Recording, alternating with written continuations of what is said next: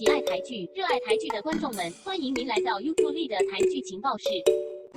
本周没有第5名。来到这个 fancy 的小说，不是，是童话世界。小恩为了自己的幸福，可算是无所不用其极。为了要拆散司徒傲然和楚楚的关系，之后还来到2人的温泉旅馆，却误打误撞的救了傲然一命。为什么小恩这样唐突的偏要闯进人家的房间，也没法制止他？果然小说的世界连保全也没有。而看到小恩和端木清风的互动，忽然想到这有点像我的少女时代里男女主角也是向往着想要跟男神女神们交往。为了这个目标，他们组成感情联盟，势必要拆散那对登对的情侣，却无意间发现2人一同堕入爱河。到底浪漫输给你是不是纯属巧合的参考电影的 setting， 就待看多1、2集再定断吧。为了要找到像谜一般的吴金土，林提爱和王无安一同踏上了寻找他的路上。中途还有张琼慧，还有一个神秘男子李建明的加入。这张琼慧的心思也很难触摸，明明心里也好像暗恋着王无安，而且也对林提爱靠近他的举动很反感，却也很欢迎李建明加入，甚至还一起睡。而作为一个生活在国外和城市的公主，林提爱来到宜兰就立刻像是水土不服的，连吃路边摊还要擦椅子，边吃边嫌弃那边的食物。但往往这些隐士的美食、独特的风情，可能有多少颗米其林星星也没法比拟的。只是大家在追寻着多高尚、多 elegant 的生活时，往往就会忘了小确幸也是件好事的。故事来到2020年，李子涵尽管已经长大成人，然而因为还没有在台湾取得户籍，没有一个正式的身份，这使他书也念不了，只可以偷偷摸摸的打工到了这里。相信很多人都不敢相信，生在这块土地当然就是台湾人吧？为什么还会有这样的遭遇呢？为什么这块土地还会有这样荒谬的事情呢？我们看起来这个种族包容的岛屿背后可能不止一个子涵，也许这就是我想要的，公平都是不够。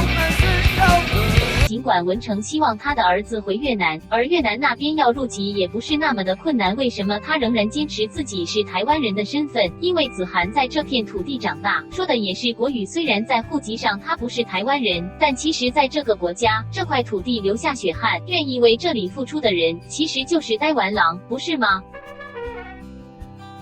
在这一集里，苏家的老3和老4纷纷把照顾老母的责任推给其他人，最后小欧纵然万般不情愿，还是把照顾婆婆的责任扛起。虽然小欧像是万般不情愿，还说要什么跟婆家一刀两断，可是他拼命赚钱卖饼，只是为了要给彩香的。他们的关系终究还是剪不断理还乱的。而在苏家这个传统的家庭里，也可以看到一点重男轻女的端倪。尽管秉爱已经离了婚，还要独自抚养着儿子，还有那个想要开健身房的鲜肉男朋友彩香，也没有给他一些什么实质的帮助。因为彩香始终相信嫁出去的女儿就像泼出去的水，从此就不再属于这个家庭里，所以对女儿发生的一切，彩香也似乎不闻不问。在现在的人看来，这样的老母很偏心，可是以前的年代就是那个靠男人的时代，女人要经过多番的努力才能有机会自立自强的。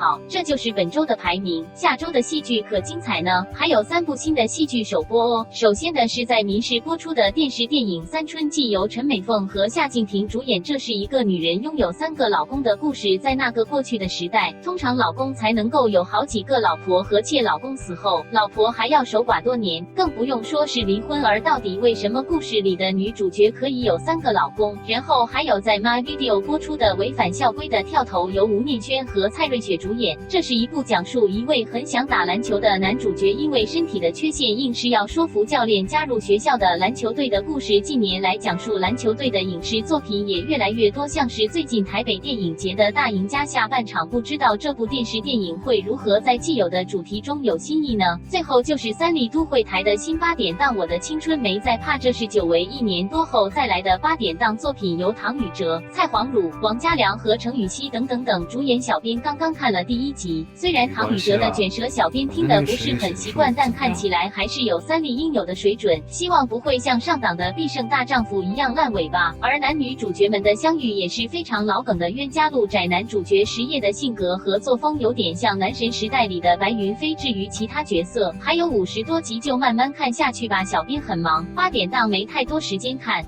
台剧情报室，我们下次见。